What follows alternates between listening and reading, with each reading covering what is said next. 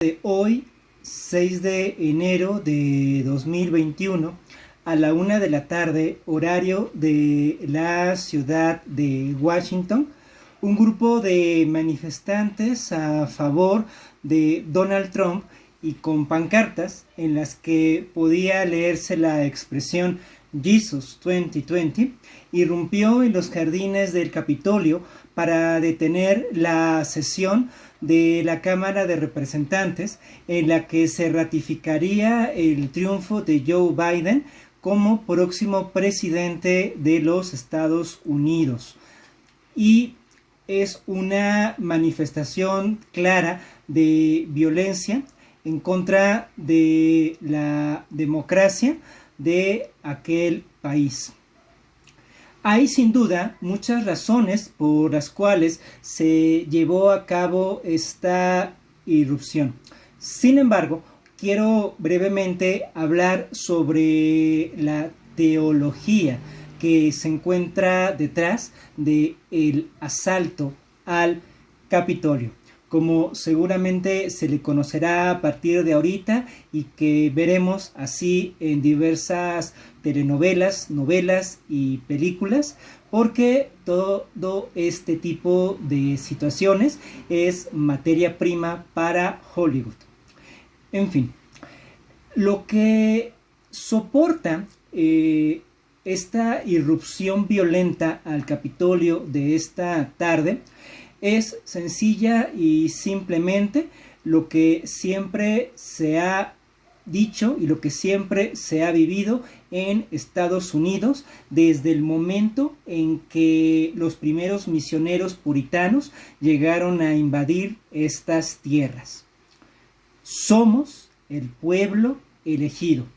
Lo que está detrás de las escenas y de los símbolos, como esa enorme cruz en los jardines de Capitolio que hemos visto en esta tarde, no es otra cosa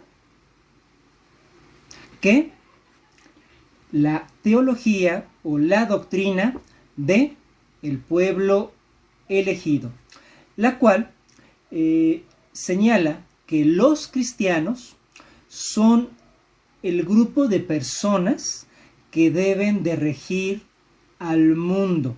Como un sociólogo, David Little, señalaba en una investigación sobre el fundamentalismo, la situación es bastante clara. Si los cristianos son el pueblo elegido por Dios, significa que son las mejores personas que pueden estar a cargo del poder en el mundo. Y eso no es solamente de los republicanos, eso también se encuentra en los demócratas. Eso no solamente se encuentra en las versiones ortodoxas del cristianismo, como la Convención Bautista del Sur o como la Iglesia Presbiteriana Conservadora.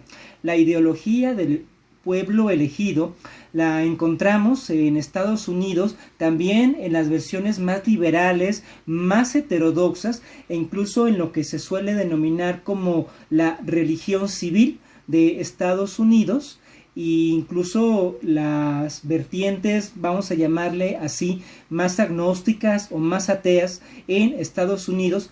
Todas y cada una de ellas son presa de esa creencia de sentirse el pueblo elegido. Precisamente una versión secular de ese pueblo elegido lo encontramos en las diversas peroratas que suele hacer Estados Unidos de considerarse el epítome de la libertad y de la democracia en el mundo, así como el policía moral de todas las naciones, que se encuentra con la legitimidad plena para poder intervenir en la política interna del país que se le antoje. Entonces, a fin de cuentas, lo que hoy estamos viendo en el Capitolio es Estados Unidos pelear contra Estados Unidos, porque esta doctrina teológica del pueblo elegido, tanto en sus versiones más conservadoras como en sus manifestaciones más seculares, es la que encontramos como el pan y el agua en cada una de las acciones políticas de este país. Ahora, Es cierto también que desde los primeros años del gobierno de Barack Obama, sobre todo los cristianos anglosajones, protestantes, heterosexuales, comenzaron a considerar que estaban siendo desplazados de lo que era su misión histórica en el mundo, que es precisamente la de gobernar. Esto está manifestado en un símbolo político de los Estados Unidos, la doctrina Monroe, o como también se le conoce, el destino manifiesto, que en resumidas cuentas dice: América para los americanos. Entonces, la expresión electoral de Donald Trump, Make America Great Again, no era sino otra cosa que una actualización del destino manifiesto. Make America Great Again, antes que ser una consigna política, era una consigna teológica. Hacer a América grande nuevamente significaba volver a colocar a los elegidos a cargo de las riendas del país. Los elegidos, que son estos cristianos conservadores, son los que consideran que deben regir esa nación que está representando el reino de Dios. Y por lo tanto, las políticas públicas, sobre todo del régimen de Barack Obama, consideraban ellos pues, que estaban atentando contra esa legitimidad. Pero no solamente por las acciones políticas, también las manifestaciones de la sociedad civil, como la defensa cada vez más fuerte para la despenalización del aborto, el matrimonio igualitario, la equidad de género, la diversidad religiosa. Todas estas cosas le causan muchísimo miedo a los cristianos conservadores, porque sienten que conforme se van aprobando esas políticas y conforme la sociedad cada vez se va secularizando mal, ellos están perdiendo no solamente su poder. Entendamos esto. No están perdiendo solamente su poder, están perdiendo el llamado de Dios, aquello para lo cual ellos consideran que Dios les ha puesto en este mundo. Entonces, por eso estamos viendo que con uñas y dientes los adictos al régimen de Donald Trump están intentando mantenerse en el poder y cerrar filas en contra de Joe Biden. Pero en el fondo, más allá de las expresiones políticas que esto pueda tener, hay una teología de fondo. Esta gente se siente el pueblo elegido, se siente el representante de Dios en la tierra, se sienten los constructores del reino de Dios para nuestra época. Entonces, en su cabeza, ellos no están cometiendo ningún atentado, sino que ellos se están manifestando en nombre de Dios para tratar de salvar al mundo. Tal cual es lo que están haciendo. Nosotros estamos jugando con memes a partir de las escenas exuberantes que hemos estado viendo a lo largo de la tarde. Sin embargo, ellos simple y sencillamente consideran que es la forma en la que están salvando al mundo de la terrible ideología de género, de la satánica pluralidad religiosa.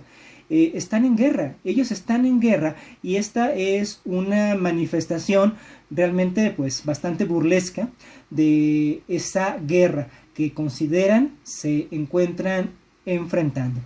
Por lo tanto, quisiera hacer un llamado a los cristianos, no solamente en Estados Unidos, sino también a los cristianos en Latinoamérica. Toda vez que un pueblo se considera la nación elegida, el resultado inexorable es la violencia.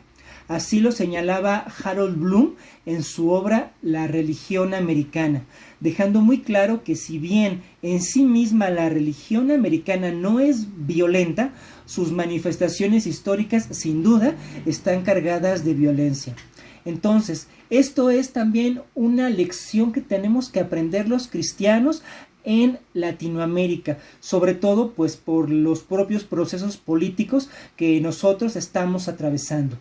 Es momento que los cristianos dejemos de creernos el pueblo elegido. Valdría muy bien recapacitar en esa doctrina y sencillamente yo diría lo siguiente: no, los cristianos no somos el pueblo elegido.